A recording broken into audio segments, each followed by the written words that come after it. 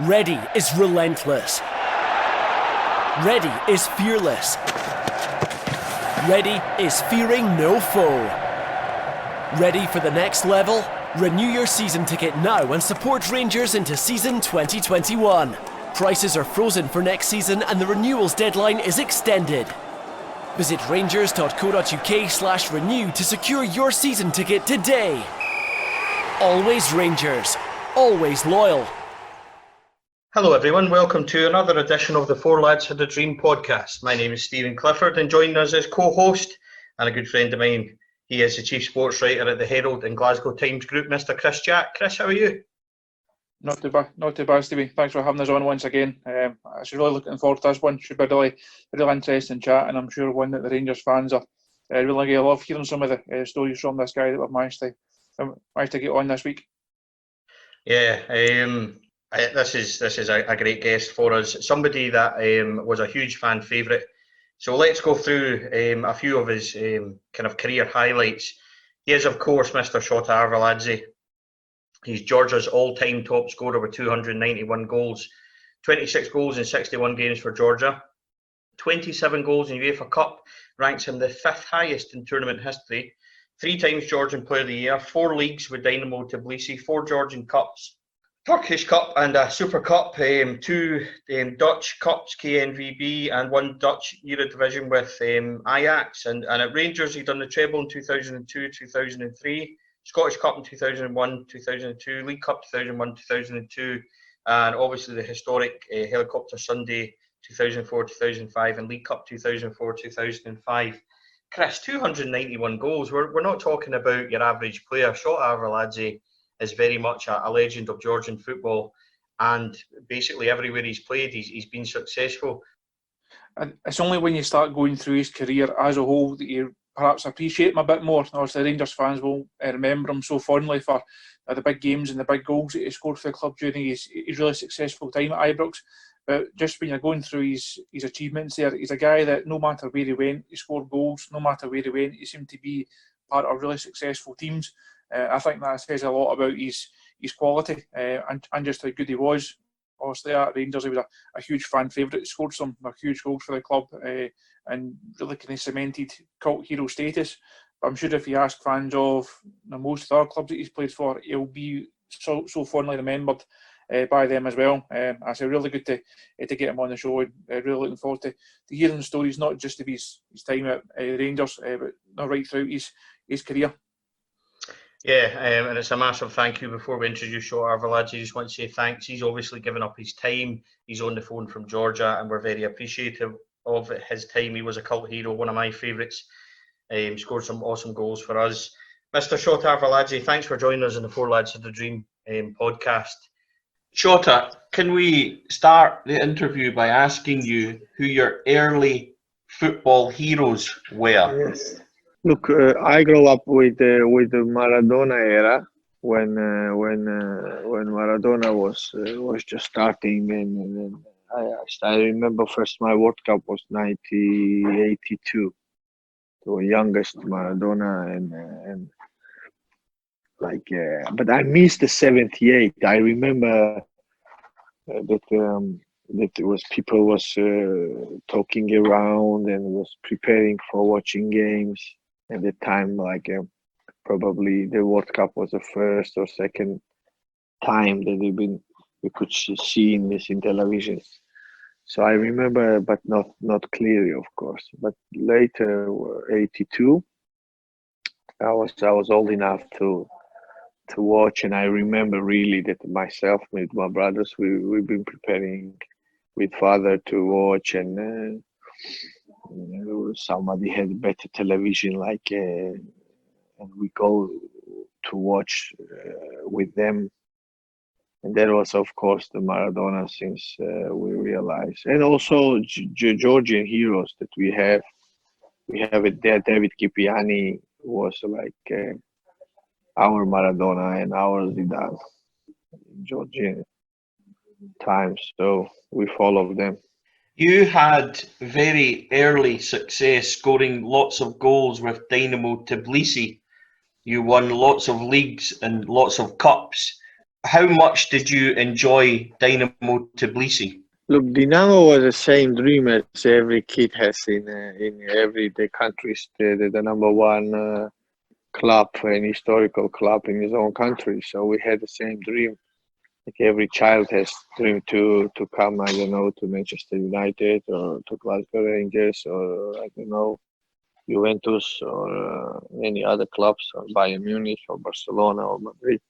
So we had the same in the Soviet time. We grew there, so our biggest dream was Dinamo. So we've been looking for really forward to ever once wear the shirt of Dinamo and be a part of it. The first part of it become my old brother Evas. Even reached to play Soviet League and scored a goal from free kick. We've been sitting the time behind the goal and with the granddads, and we've been so happy that I cannot imagine the name Arveladze written in the screen, saying like in I don't know, it was second half we made a goal, and then we become like a second team players. The second team, and then the team second team was playing day before, and then the first team was playing the competition games, and then after when I was 18, I was already training with the first team, and there was a break, Soviet break, and we have to. There was no league for a while. Was a war, so we have to start this everything again. And we went to play all second team boys because there was no place anymore. The first team started to play local league like a Georgian league, and the second team boys they went to find the teams to play. So we went to Martve, was a team in the second division.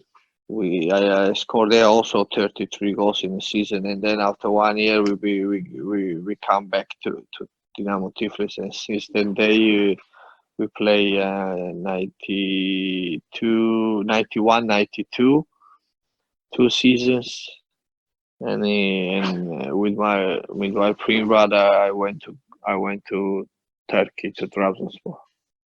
That was short, long dream, but short time in Dinamo because we went abroad to play because there was a very hard situation, very difficult in Georgia after this break. We had no lights, no gas, there's chaos in the country, the war, and it was very hard to play football. But still, the league was never cancelled, never stopped. The league was going on, and you have to really give big credit to that time. The chairman of Football Federation was one of the famous Georgian coach, Nodon Halkatsi, who became a president of the Football Federation. And they I don't know what it was a miracle to play league when there was 3 parts of Georgia was under fire,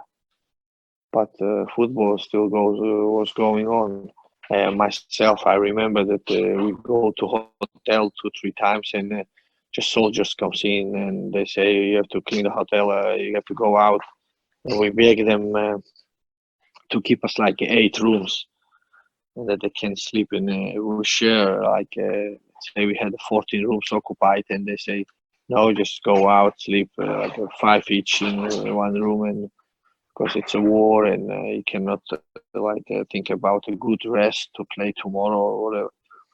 But we done. So not only the people who've been around, the football players also passed this hard time. So it was now it looks like crazy, but in that time we don't realize that much how much we've been doing this, how much it would cost us. One accident could be like crazy with the consequences of deaths or whatever. You signed for Ajax and play with De Boer, Laudrup, Lippmann and Van der Sar, and working with Louis van Gaal. How was that? Loudroops. Yes, I Loud. played with the Bulls and Loudroops. Yeah, Brian was also the genius, but Michael was phenomenal. I think it's hard to compare someone with Michael. He was unbelievable, and Frank and Ronald and Van der Sar, Danny Blind, and also the next generation, unbelievable generation as well. I said that when you wanted to show that you can play football the same way, even better sometimes, and you're at the same level, and you can play every team you can. In my country, they don't really count us as a football. Well, yeah, okay, they play football, they score, they can keep you happy. But when you go to Ajax and they say, "Wow, how's the press conference?" He's the second team of Ajax. He cannot go to the second team of Ajax anymore. But they couldn't believe it in that time. Now it's easy. You take it back and you go and everywhere you can play. But in that work permits and who knew was almost no one. But so many people ask how come you cannot make it? You just sit there, make nice photos, we get time shower, goes back. But it's really players and with great persons and great people. It's so easy to play football. They understand you. Anything your body language, the way you stand, they can play you left or right feet, the way you stand. So it's not difficult. It's pleasure, only pleasure. Rangers would be next for you. How big a move was Rangers, and what did you know about our club? Look, Rangers, we know much, of course. We know how big it was, and but you have to feel it before. You cannot imagine the teams like the Rangers just hearing the Old Firm games and some of the legends they play there.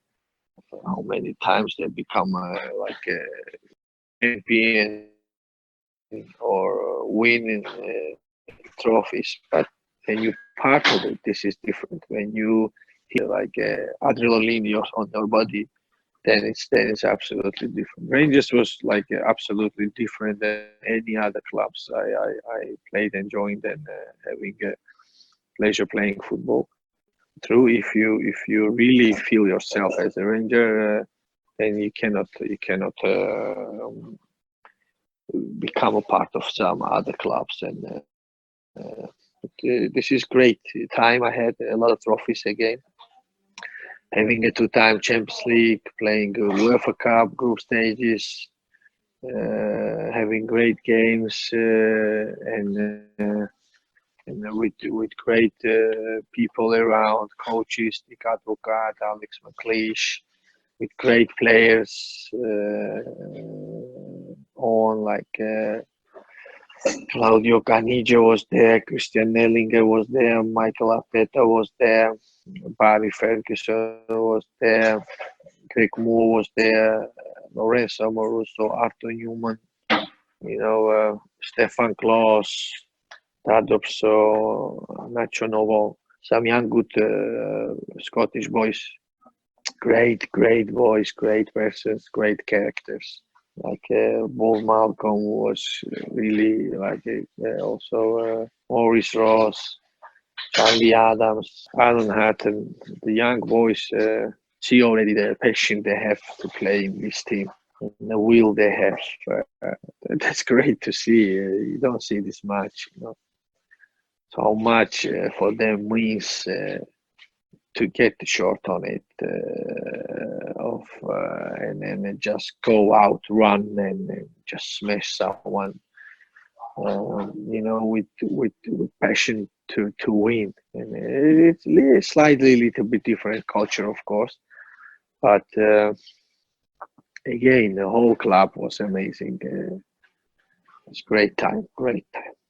The first season that you have at Rangers, Shota, you obviously win the Scottish League Cup And the Scottish Cup, you don't play in the League Cup win over Ayr United due to injury, but you do play in the very memorable and very famous Scottish Cup win over Celtic with Peter Lovenkrands scoring in the last minute.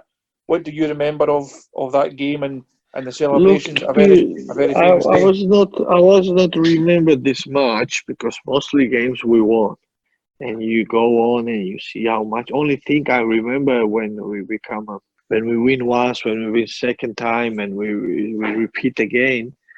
Because someone says it's number 52 or number 36, and double is again like 42 times. It was a little bit like, everybody done this before you.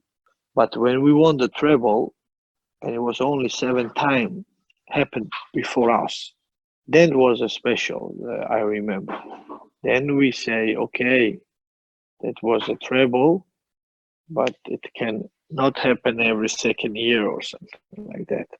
Then we did something special because when you become a champion, and it's like, of course, it's great to be a champion. Of course, we had a 2 dramatic year with winning with the last games. With twice it happens that we come even with Celtic, and they play same time, and we have to score 5, they have to score 4.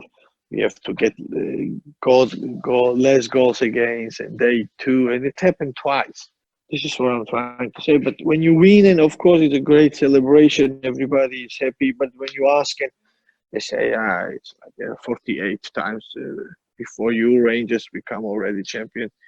You think, okay, every second year Rangers was a champion, so you didn't do anything like it's not something special. But when you become like a treble, and I asked how many times treble been won by Rangers, it was only at that time. I think it was 2000, 2002, 2003. That time was only how many times exactly Rangers win the treble? We win treble 7 times in total. 7 times. Yes. So that means the last time we won number 7, the treble. Correct. So Correct. that was, so imagine, so it was now it's over the how many years? It's 15 years past, and Rangers didn't win the treble yet. So that was a special year. So we said, oh, that's great that we won the treble. And it was great that year. That's what I exactly remember, what we done the treble time. Shota, do you remember your goal against Dunfermline to help win the treble? Yeah, of course. Amo get the goal. We had the 1-0 up, and we get the goal against, and we said, Jesus Christ, that goal, we should score like 2 extra or 3 extra. But in that day, I think nobody would stop us, because I tell you, we played this game 60, like 56 plus 11 plus whole Ibrox, and against 11 players on the field. I think the wind was even like helping us and moving left and right, and the voice in the field, and these emotions was coming from the tribunes, from the stands. We could not stop. Like, I think we stopped the next day. Just we had so much energy, and we've been hearing because people were sitting with radios, small radios, listening the opposite side game. So every time the cheering, also like when they miss penalty, and when they but first half, I remember we came in, it was 3-1, and Celtic, I think Celtic was 2-0 or 3-0. I don't remember now, but we played 2 games in the same time, so our mind was still there. We've been sometimes close to the corners when between us and the supporters was a short, not a big area. We say, listen, what the score there? And someone shows 2, someone shows 3 fingers to show it's there. Come on, quick! It's no much time left, and then our game end first, and there was 2 games to go, 2 minutes to go on Celtic game, it was like we've been waiting. You know, it was like 2 minutes was like 2 days to wait, and then suddenly that we heard from the stand that game is over and Celtic won 4-0. We won 6-1. We won, yeah. Yeah, 6-1, yes. Yeah, 6-1, and there was like a bomb, I don't know what this. I'm still feeling that the stands almost fall down. Boom! Ibrox was like cheering and bouncy, and you know. The second time that you won the league on the final day became known as Helicopter There Sunday. was, Through at yeah, it was. through at Then Easter we Road. played in Edinburgh. And we play against Hibernian. We play against Hibernian in Edinburgh. Yes, and we won. We won that game 1-0. Yes, there was also like a last day, and helicopter was standing between and driving and up, and they don't know which side they will turn and go. So because Celtic was playing in Glasgow, and we've been playing in Edinburgh. So and after 10 or 15 minutes, helicopter arrived. They bring the cup in the right place. Do you remember the roar of the crowd that day when we found out Celtic had lost? I remember for sure, but I think in that the day was a little bit different than the first championship day, because I think the score we know a bit. Is Celtic lost that day? Yes, in the very last Yes. minute. Yeah. So I think the game ended a little bit like even. We had we didn't expect them to lose, of course. Again, like just before the game, we didn't had like too much confidence on Celtic. We have to do our job anyway, so that would be no excuse to not end the way we wanted, but it was not in our hands. So if Celtic would win, they become champion. So, but was we didn't wait much. I think during the game, I think 10 minutes to go, we already knew Celtic been losing or was draw or something. I remember that it was a little bit different than the other time, because then we end and we knew it's last final whistle, and we are champion. That's the way I remember. And then of course the stories with the helicopter, and this we hear this later.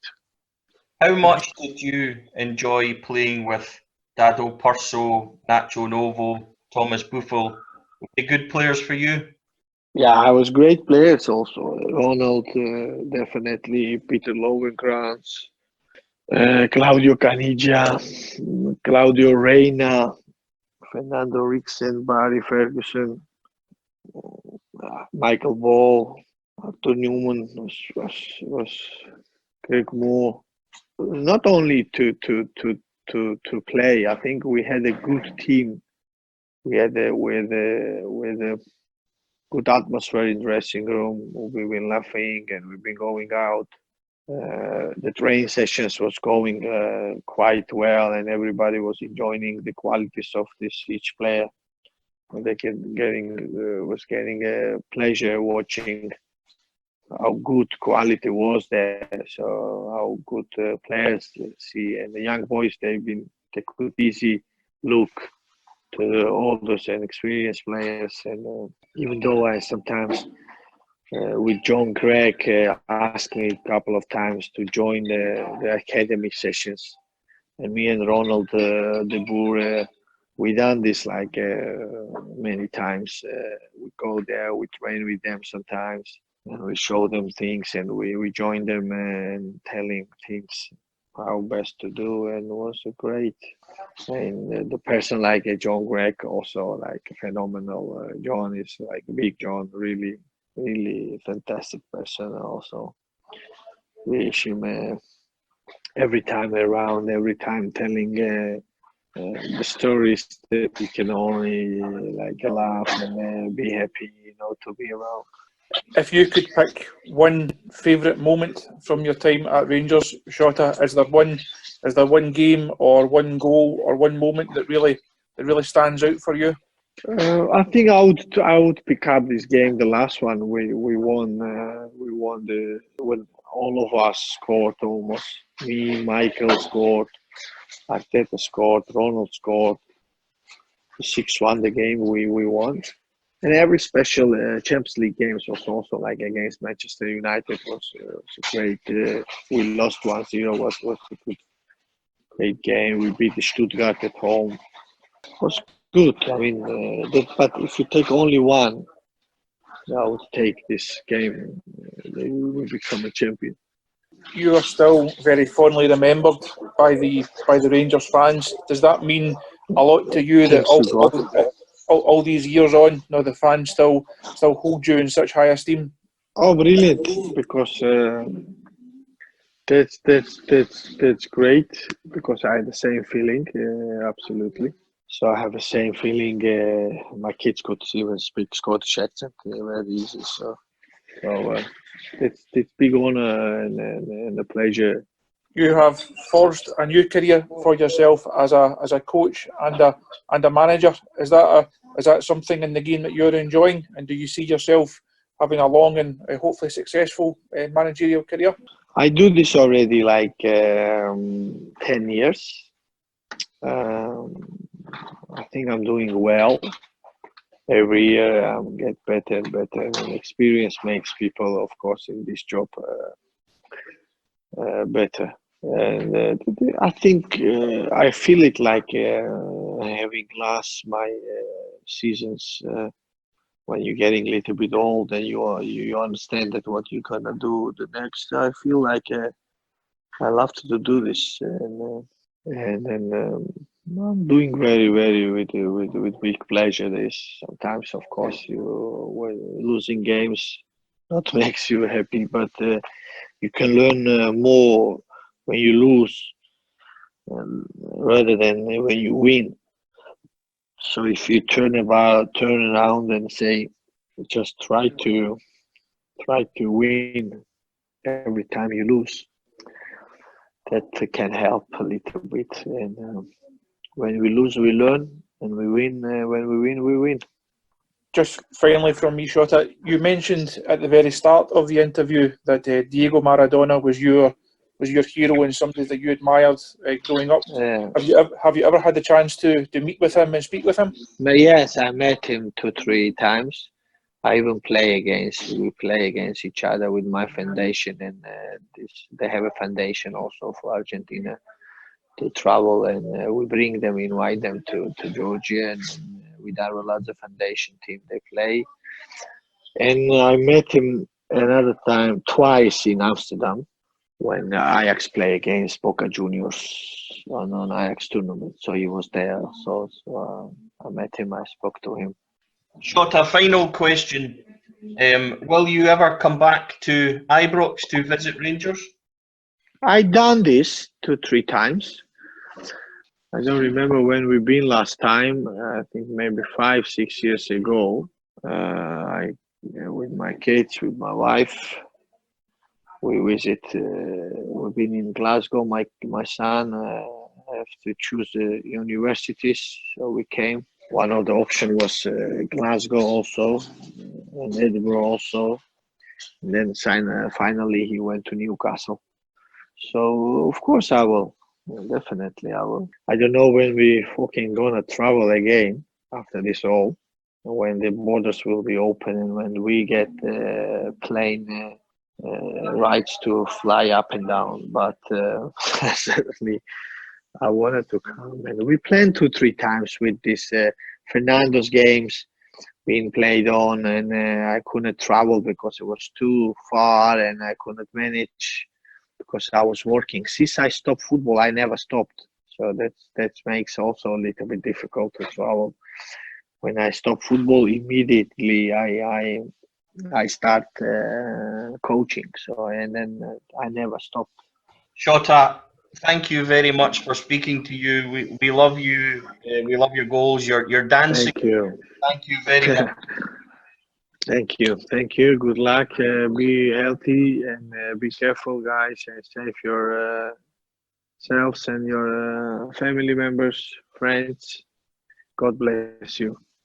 Chris, that was brilliant to hear from Shota Arveladze, who is a massive cult figure at Rangers. What do you remember? I remember his dancing. Do you know, I remember his goal against Kilmarnock in the 4-0 game when he cut in from the left from the Copeland side, towards the Copeland side from Sandy Jardin's stand, and he just rifled in this unbelievable shot into the top corner. I thought he was a cracking player for us. He scored some massive goals as well, Copenhagen, Celtic games and things like that. An unbelievable privilege to speak to him. That's the first time I've ever actually spoken to Shota. Out of all the former Rangers players and managers that I've had the privilege of speaking to over the years, that's the first time I've ever managed to sit down with him. So no, really good to hear his stories. And it's only when you were going through all these achievements you really realise how good a player he was, not just for Rangers, but had a really successful and glittering career throughout many years. I think the goal that probably stands out, one of his most famous ones, was the winner against Celtic in the cup, the extra time one. But as we were talking about before, just a guy that played in very successful Rangers teams, a guy that played alongside some great players, but certainly one that more than held his own alongside your De Boers and your Fergusons and your Lovingtons. I played with some really great players, but I said more than held his own in those sides, and had a huge part to play in some really successful times for the club. Yeah, he certainly did. As you said, he scored some fantastic goals. The career he's had, unbelievable stats to see that he scored 291 goals. 26 goals for the national team as well. He was certainly a character in the dressing room with his dancing and his singing and things like that, and clearly a very well-liked player in that dressing room. It's one of the things that we found quite a lot doing this podcast over the last few months, Stevie, that guys from abroad or from down south that have no affiliation or no relationship with Rangers come into the club, and it seems to get under their skin and they seem to really enjoy their time here. I think you can really say that about Shota as well. Also, somebody that we signed didn't have any boyhood affiliation to Rangers, but quickly grew into the club. Fans loved him, he loved them, and I think you can see that as we're saying to him, that the fans still have a huge affiliation with him, and hopefully they've enjoyed the chat we've managed to get with him today. Yeah, definitely.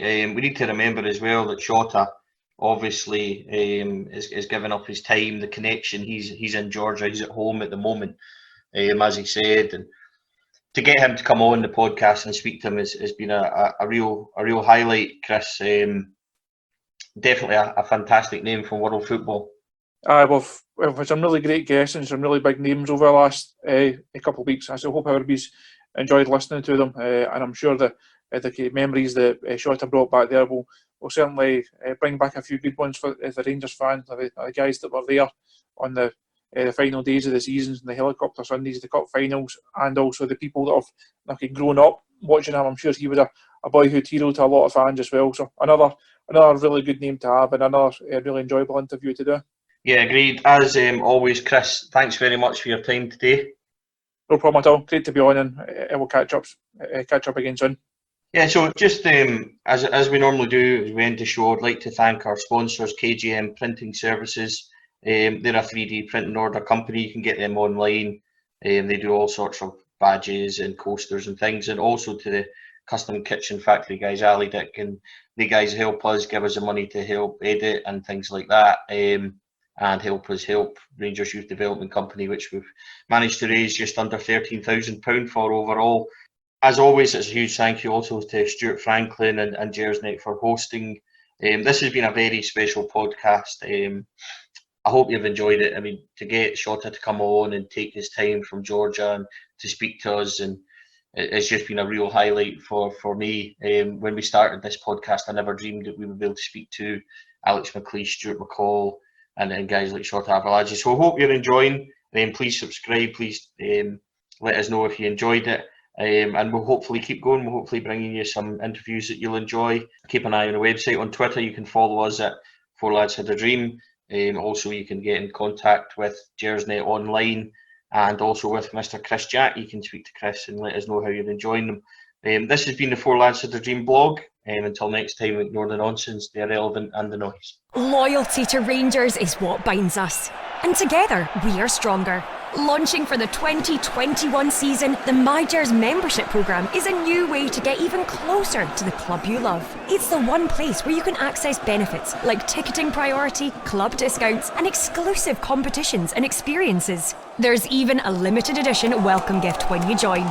Visit rangers.co.uk/mygers to join today. Always Rangers, always loyal, always rewarded.